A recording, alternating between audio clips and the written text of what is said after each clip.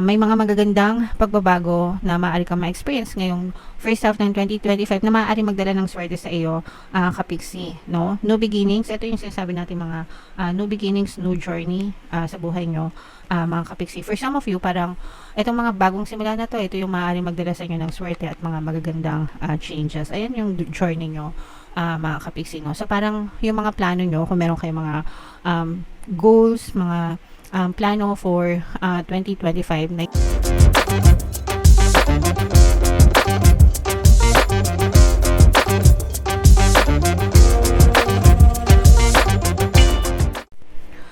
Hello guys, hello Virgo, welcome back to Pinoy Pixie Tarot. Ang pamagat ng episode natin for tonight is first half kapalaran ngayong 2025. So January to June mga kapixie.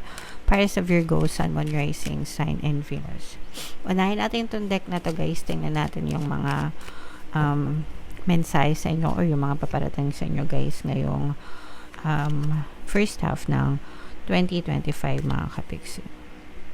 Wow, grabe. Sobrang positive guys, nakakakilig. So, for some of you, no, new year, new beginning, new hope, new journey, mga kapiksi, no? For some of you talagang nararamdaman natin yung pagbabagong buhay nyo. Parang sinasalubong nyo yung bagong taon ng bagong buhay din, no?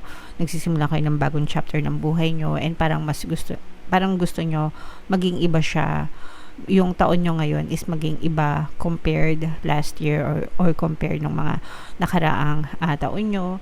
Parang mas focus kayo, better goals, better dreams, better desires, better version of yourself. And for some of you talagang nakikita natin na magiging mabilis yung pag-unlad ng inyong kabuhayan basta kayo ay kumikilos, mga kapiksi. Punong-puno ng inspirasyon mga kapiksi, punong-puno kayo ng renewed energy. Feeling ko yung iba sa inyo may mga motivation talaga kayo, may mga specific goals talaga kayo, and you will do everything para ma-achieve nyo or makamit nyo yung mga goals na yon mga kapiksi. And punong-puno ng kaligayahan, pagmamahal at kasiyahan ka, no, ngayong first half ng 2025 guys, no. For some of you, pwedeng nakaka-move on na kayo guys sa mga negative na nangyari sa inyo last year. Parang mas decidido na kayo na mas maging masaya ngayong taon, mas maging abundant in terms of happiness and healing din as well. So, nandun na yung may mga acceptance na kayo, forgiveness, moving on, no? Kaya talagang nagiging maalwan, guys, maalwan, maliwanag, fresh ang inyong pamumuhay ngayong first half ng 2025. So, deserve nyo yan guys. Kaya, i-mind nyo na yan lahat sa comment section. Mind, inspiration, mind taking action, new journeys, new beginnings, happiness, healing, no? So, yan. I-mind nyo na lahat yan guys sa comment section. Tingnan natin yung ganap sa inyo ngayong 6 months guys. Shuffle natin to habang sinashuffle natin to. Panoorin nyo muna yung video natin regarding sa ating paano mag-manifest ng abundance video course. Kapiksi, sawa ka na ba sa mga struggles at hirap sa buhay mo? Masipag ka ba at masikap sa buhay ngunit hindi ka pa rin umaasenso? Ilang beses ka na bang nag-attempt mag-negosyo at mag-invest pero palagi ka pa rin nalulugi? Sa pagkakataon na ito ay maaaring may subconscious beliefs ka na nagiging balakid sa iyong pag-unlad at pagyaman. Introducing, paano mag-manifest ng abundance video course. Dito ay matututunan mo ma-overcome ang mga balakid mo para tuluyan ka ng umunlad, umasenso, sumagana, maging matagumpay, successful at maswerte sa iyong kabuhayan, pera, trabaho, negosyo sa labi at kaperahan ng bonggang-bongga. Dali, mag-send na ng email sa pinoypixie@gmail.com at simulan na ang iyong pagyaman ngayon. Alright, so sa lahat ng gusto mag-avail ng course guys, mayroon tayong New Year promo ngayon. Magbibigay tayo ng 10% discount sa lahat na mag-avail ng course guys. Kaya mag-avail na kayo. And meron din tayong bagong course mga kapiksi, paano mawala ang third party at magkaroon ng harmonious na relationship para mawala yung mga kabit na mga jowa nyo. 10% discount din yan guys until January 31. Kaya mag-avail na kayo mga kapiksi. So, Virgo, kayo ay nirepresent ng Queen of Pentacles sa ating spread. Babasahin natin parehas na negative and positive mga kapiksi kasi yung mga negative, yun yung magsisilbing gabay nyo para maiwasan nyo yung mga balakid na yon or yung mga kanigahan na yon. So ang nakikita natin sa negative guys is maaari kayo magkaroon ng conflict, no, sa ibang tao na pwede magdala ng frustration sa inyo. So pag sinabing conflict, hindi magkasundo mga kapiksi, it doesn't mean na may mali, no. Ibig sabihin lang nun, magkaiba kayo ng preference. Pwedeng iba yung gusto nila, iba yung gusto mo. Kaya kayo nagkakaroon ng conflict, no? So, it's either sa relasyon to, pwedeng sa relationship mga kapiksi, romantic relationship, or relationship with anybody, pwedeng sa katrabaho mo, kaibigan mo, kapatid mo, kapamilya, whomever guys. Pero, ito naman ay nadadaan sa usapan, no? Para masolusyonan itong mga conflict na to. Kailangan magkausap kayo, alamin mo kung ano yung prefer nila, and let them know kung ano yung prefer mo, and pag-usapan nyo kung paano kayo mag-meet halfway guys, kumbaga parang win-win, diba? Para maiwasan yung mga conflict mga kapiksi. Kailangan nagsasalita at kailangan nakikinig, no? Kailangan ng komunikasyon mga kapiksi para tawag dito, masagutan lahat ng conflict nyong dalawa. Okay? On the good side naman guys, ito yung mga magagandang pagbabago at swerte. Diyos me. Combo ito guys, no?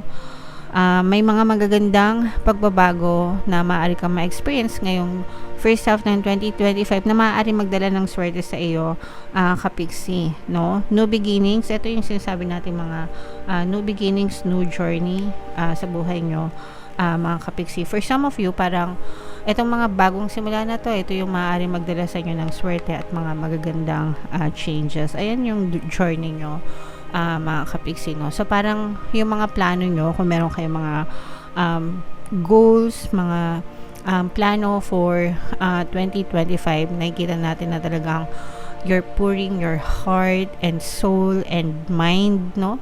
Talagang binubus mo yung isip mo, yung emosyon mo, no? Lahat-lahat na yung energy mo para mapush mo itong mga bagong simula na to sa iyong buhay mga kapiksi, and kakambal niyan yung swerte guys, at saka mga magagandang changes na pwedeng idulot nito sa buhay mo. So i-expect mo talaga na magiging maganda talaga, para mas magiging better yung taon mo ngayon, Virgo 2025, kumpara sa last year, kasi nararamdaman natin dito na ikaw na mismo yung nagkukusa na magbago for your own good, mga kapiksi. Okay? Now, you will also experience na some people will try to bring you down mga kapiksi, and some people naman will cheer you up. Ganun talaga yun guys, no? So, wag na nating pagbusan ng panahon yung mga tao na manghihila sa inyong pababa, pero i-focus mo yung attention mo doon sa mga tao na tumutulong sa'yo para tumaas ka, and appreciate them and be grateful for them mga kapiksi. Okay, so super nice. Ito guys, i-mind nyo na yan. Mind swerte, mind positive changes, mind magagandang simula, no? Yan talaga, i-mind nyo na guys sa comment section. Deserve nyo yan, mga kapiksi. May chance na makapag-travel kayo and makapagbakasyon. Actually, yung iba sa inyo guys, ina-advise kayo na mag-travel, magbakasyon, no? Ngayong first half, summer, ganyan, kung may time kayo sa summer, or I don't know kung kailan specific, pero para ma-unwind, para it will help with your healing mga kapiksi, no? Kasi nakikita nga natin na ini-enjoy mo lang itong sinasabi natin na door to personal healing and happiness, no? So talagang nakikita natin na very enjoy kayo mga kapiksi. You're focusing more on yourself, hindi na kayo nakikinig sa mga bad influence, sa mga bashers, sa mga toxic na comments, toxic na social media. Yung iba sa inyo guys, parang feeling ko magdi-detox nga yung iba sa inyo sa social media. Hindi na masyadong magi-scroll, hindi na masyadong makiki-connect, no? And you will just give more time sa sarili nyo. Magi-invest kayo ng more time para sa inyong inner peace, kapayapaan, mga kapiksi.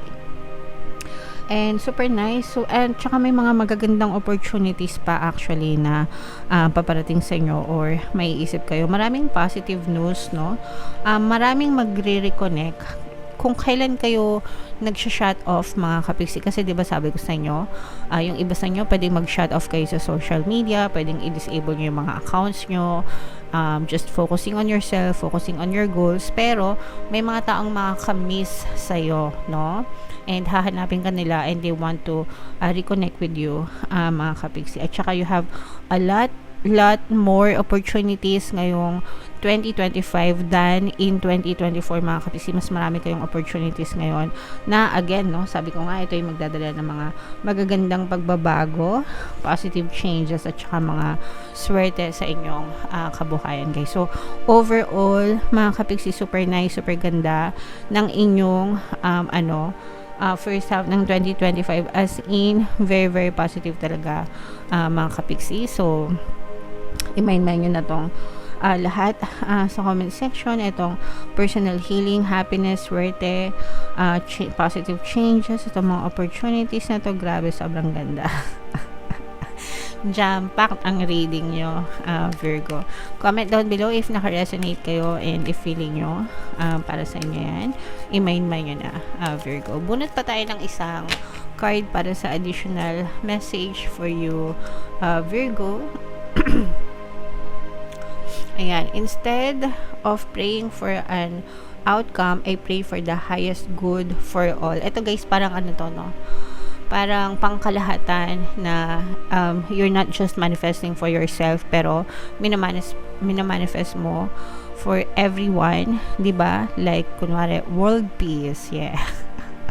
World peace, di ba, kapag ka nag-aim ka ng world peace, syempre hindi lang yan para sa iyo, kundi para sa pangkalahatan, di ba? So mas maganda yon. And lahat sana, no, actually hindi lang sa Virgo, pero lahat sana tayo nagmamanifest para sa paligid natin, surroundings natin. Hindi lang yung nagmamanifest ka for you, you can also manifest, guys, for other people, no? Pwede yon mga kapiksi. So, pwede mong sabihin na payapa ang neighborhood ko, 'di ba? Syempre pagka yung neighborhood mo payapa, yung buong barangay nyo, 'di ba? So, walang gulo, walang riot. Hindi lang ikaw yung peaceful, pati yung buong paligid mo, mga kapiksi, 'di ba? So, pwede mong sabihin na sana masaya sa kumpanya namin, masaya yung mga katrabaho ko, 'di ba? So, hindi lang ikaw yung masisiyahan, kundi lahat. So, even sa loob ng family. So, what I'm saying is, you can also manifest for other people na pwedeng, alam mo yun, madadamay ka rin or madadamay sila dahil maganda yung intentions mo, okay? So, like me, minamanifest ko na sana lahat ng kapiksi na nakasubscribe and nakatune in dito sa ating channel ay talagang swertihin, maging mapayapa at maging masagana for 2025, okay? So, yeah. Comment down below, guys, if feeling nyo naka-resonate kayo dyan, and if naunawaan nyo yung mga mensahe para sa inyo. Lahat ito, guys, i-mind nyo na sa comment section. Virgo, ito yung ating mga playlist para sa zodiac sign nyo. Ito naman yung ating success stories ng paano mag-manifest ng abundance video course. Click here to subscribe, guys. Ito yung ating mga pampaswerte subliminals. Thank you for liking, sharing, and subscribing, and see you again next time. I love you all. Have a nice day. Bye-bye.